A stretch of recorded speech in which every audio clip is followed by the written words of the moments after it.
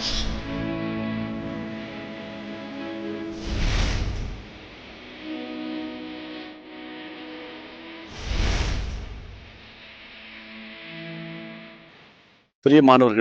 ஆண்டவராகிய இயேசு கிறிஸ்துவின் பரிசுத்தமுள்ள நாமத்தில் உங்களுக்கு என் அன்பின் வாழ்த்துக்கள். கர்த்தருக்கு ஸ்தோத்திரம். ஆண்டவருடைய பெரிய கிருபைதான் கர்த்தருடைய பிள்ளைகளை நம்ம ஒருவர் சந்திக்கிறோம். இயேசு சந்திக்கிறார். ஊழியத்தில் நீங்களும் ஒவ்வொருவரும் குடும்பமாக இருக்கிறீங்கன்னு ஒவ்வொரு முறை சொல்லுவேன்.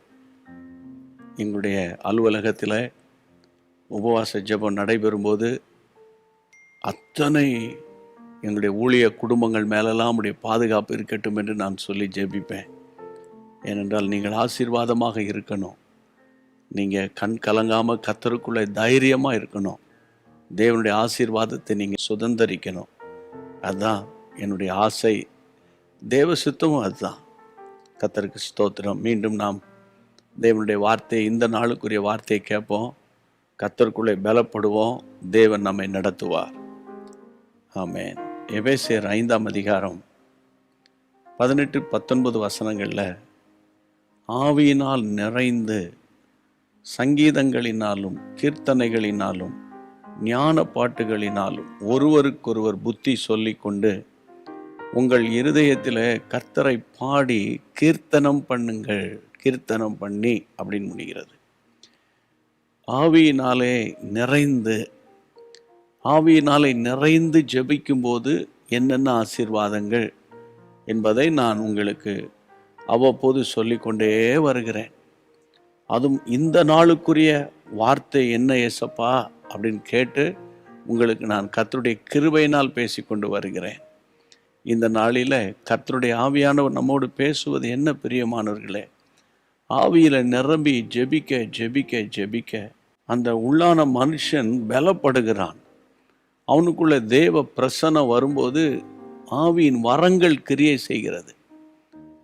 உதாரணமாக அப்போஸ்தலனாகிய பேதுரு சொல்லுகிறார், ஆவியோடும் பாடுவேன், கருத்தோடு நாம் பாடுவேன்னு. நீங்கள் ஆவியில் நிரம்பி ஜெபிக்க ஜெபிக்க இந்நாட்களில் அநேக தேவ பிள்ளைகள் பாடல் எழுதுகிறாங்களே, அது எப்படி?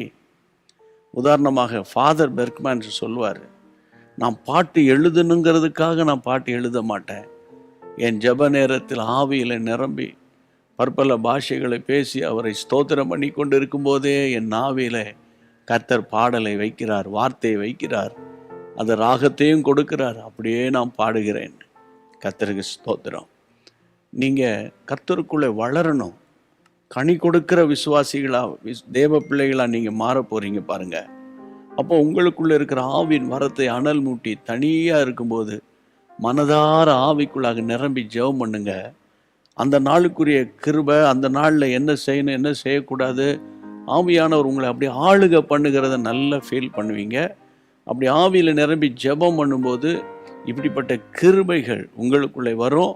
அப்படிப்பட்ட கிருபைகள் வரும்போது ஒருவருக்கொருவர் புத்தி சொல்லுகிறவர்களாக நீங்கள் மாறிடுவீங்க. அதானே இன்னைக்கு நமக்கு தேவை. ஆமென். தைரியமாக இருங்க. ஆண்டவருடைய கரம் உங்களை நடத்தும். கர்த்தருக்குள்ளே சந்தோஷமாக இருங்க. இந்த நாள் முழுவதும் தேவன் கரம் உங்களை நடத்துகிறதை நீங்கள் பார்ப்பீர்கள். சரியா? ஜெபிக்கலாமா? தயாராகிட்டீங்களா ஜெபம் பண்ணுறதுக்கு? அப்படியே கண்களை மூடி கரங்களை உயர்த்தி ஜெபிங்க. எங்கள் பரிசுத்தமுள்ள நல்ல தகப்பனே, வானத்துக்கும் பூமிக்கும் சகல அதிகாரங்கள் படைத்தவரே, அப்பா, ஆவியினாலே நிரம்பி ஜெபிக்கும்போது சங்கீதங்கள், கீர்த்தனைகள், பாடல்கள் எல்லாம் எங்களுக்கு கொடுக்குறீங்க. உங்களுடைய பிள்ளைகள் அப்படிப்பட்ட ஒரு நல்ல உயர்வான ஆவிக்குரிய வாழ்க்கைக்கு கொண்டு வாங்கப்பா. உங்களுடைய பிள்ளைகள் உலக கவலையிலேயே உழன்று கொண்டிருக்கக்கூடாதுப்பா. ஆமாப்பா, உங்களுடைய பாதத்தில் என்னென்ன கவலை வேதனை உண்டோ அதை வைத்துட்டு தங்களை கர்த்தருக்குள்ளே திடப்படுத்தி கொள்ள வேண்டிய கிருபைகளை தாரும். உங்களுடைய அன்பின் கரத்தில் ஒப்பு கொடுக்கிறேன்.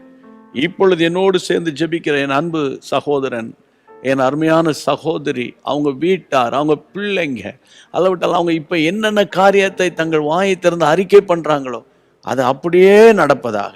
தேவ சமாதானம் கூட இருப்பதாக. இயேசுவின் நாமத்தில் ஜெபிக்கிறோம் எங்கள் நல்ல பிதாவே. ஆமேன்.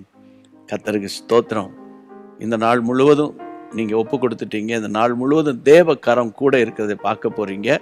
அனுதினமும் ஆவியானவரோடு நீங்கள் நடக்கணும், ஆவியானவரோடு பேசணும். டைம் கிடைக்கும் போது ஒரு 5 நிமிஷம் 10 நிமிஷம் தனியாக ஜெபம் பண்ணுங்க. கர்த்தருடைய கிருபை தாங்கும். மீண்டும் சந்திப்போம். மற்றவங்களுக்கு ஷேர் பண்ண மறக்கக்கூடாது. God bless you. அன்பான தேவனுடைய பிள்ளைகளே, இச்செய்தி உங்களுக்கு மிகுந்த ஆசீர்வாதமாக இருந்ததென்று நாங்கள் நம்புகிறோம். தொடர்ந்து எங்கள் செய்திகளை கேட்டு கர்த்தருக்குள் ஆசீர்வதிக்கப்பட ஜீசஸ் மீட்ஸ் மினிஸ்ட்ரீஸ் என்கிற எங்கள் யூடியூப் சேனலை சப்ஸ்கிரைப் செய்யுங்கள். மேலும் உங்கள் ஜெப உதவிக்கு எங்களோடு நீங்கள் தொடர்பு கொள்ள வேண்டிய தொலைபேசி எண் 9841252836 மற்றும் 7299546363.